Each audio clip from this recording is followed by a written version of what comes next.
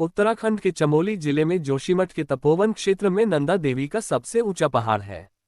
नंदा देवी के दोनों ओर ग्लेशियर यानी हिमनद हैं।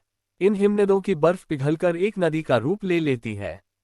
यहाँ दो बड़े ग्लेशियर हैं, नंदा देवी नॉर्थ और नंदा देवी साउथ। दोनों की लंबाई 19 किलोमीटर है। इनकी शुरुआत नंदा देवी की चोटी से ही हो जाती है जो नीचे घाटी तक आती है।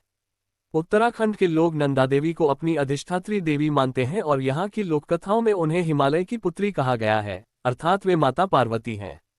नंदा देवी गढ़वाल के साथ साथ कुमाऊं कत्यूरी राजवंश की इष्ट देवी थीं और वे उत्तराखंड की बेटी हैं।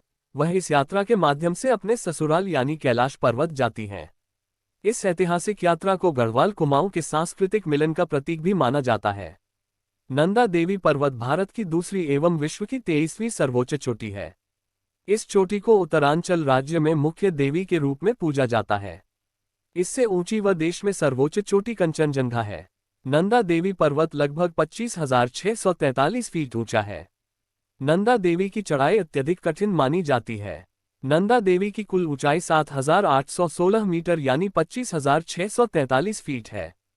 यहां तक पहुंचने के लिए प्रत्येक 12 वर्ष में एक धार्मिक यात्रा का आयोजन होता है। प्रतिवर्ष भाद्रपद के शुक्ल पक्ष में नंदा देवी मेला प्रारंभ होता है।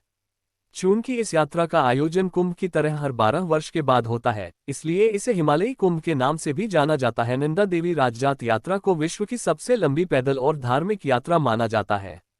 इस पहाड़ पर चढ़कर माता के दर्शन करना बहुत ही कठिन होता है। इस यात्रा की शुरुआत आदि शंकराचार्य ने ईसा पूर्व की थी। नंदा देवी की यह ऐतिहासिक यात्रा चमोली जनपद के नौटी गांव से शुरू होती है, जो रूपकुंड होकर हेमकुंड तक जाती है, जो 18,000 फुट की ऊंचाई पर स्थित है। इस 280 किलोमीटर की धार्मिक यात्रा के दौरान रास्ते में घने जंगल, पथरीले मार्गों व दुर्गम चोटियों और बर्फीले पहाड़ों को पार करना पड़ता है। नंदा देवी चोटी के नीचे पूर्वी तरफ नंदा देवी अभयारण्य है। यहाँ कई प्रजातियों के जीव जंतु रहते हैं। इसकी सीमाएं चमोली, पिथौरागढ़ और बागेश्वर जिलों से जुड़ती हैं। इस यात्रा को पूरा करने में 19 दिन का समय लग जाता है। इस यात्रा के 19 पड़ाव है। रास्ते में विभिन्न पड़ावों से होकर गुजरने वाली यह यात्रा में भिन्न भिन्न पड़ावों पर लोग इस यात्रा में मिलकर इस यात्रा का हिस्सा बनते हैं। इस यात्रा का आयोजन नंदा देवी राजजात समिति द्वारा किया जाता है।